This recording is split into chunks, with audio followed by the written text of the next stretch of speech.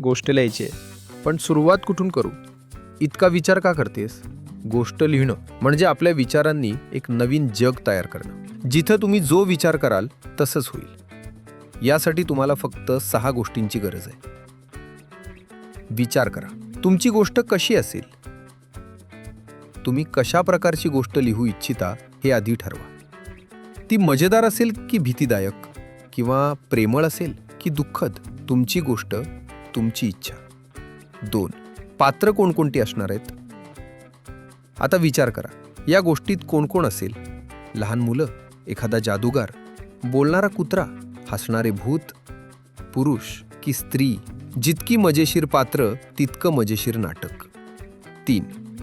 त्यांचं जग कसं आहे? आता ही पात्र कुठे राहतात ते ठरवा. आणि ही गोष्ट कुठे घडताना तुम्हाला दाखवायची आहे? म्हणजे जंगल, घर, शाळा, की लांब डोंगरावर, की बर्फाळ प्रदेशात? किंवा तुम्ही स्वतः एक काल्पनिक जग तयार करू शकता. तुम्ही जो विचार कराल तेच होईल. 4. गोष्टीत काहीतरी गडबड किंवा समस्या पेरा. आता गोष्टीत थोड्या आणखी अडचणी घाला, ज्यामुळे गोष्ट अजूनच रंजक होईल. उदाहरणार्थ, पात्राकडून एखादी मोठी चूक होणं किंवा काही मोठी घटना घडणं, पात्रासमोर समस्या उभी राहणं किंवा ते कुठेतरी अडचणीत येईल. या सगळ्यानं गोष्टीची रंजकता वाढणार आहे. 5. आता उपाय शोधा. आता झालेला गुंता कसा सोडवायचा याचा विचार करा. त्यावर काय उपाय असू शकतो? तुमचे पात्र काही युक्ती शोधेल का? आणि या समस्येवर उपाय कसा शोधेल?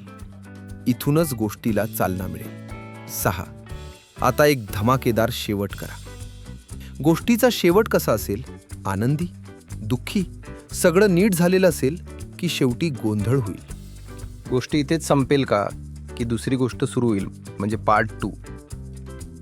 आज अशीच एक अविस्मरणीय गोष्ट लिहूया, जी सगळ्यांना लक्षात राहील. तर मित्रांनो, आता तुम्हीही करून पहा. तुमच्या आवडीचा विषय निवडा, पात्र तयार करा, मजेशीर गोंधळाचे प्रसंग त्यात पेरा आणि चलाखीनं त्याला सोडवा.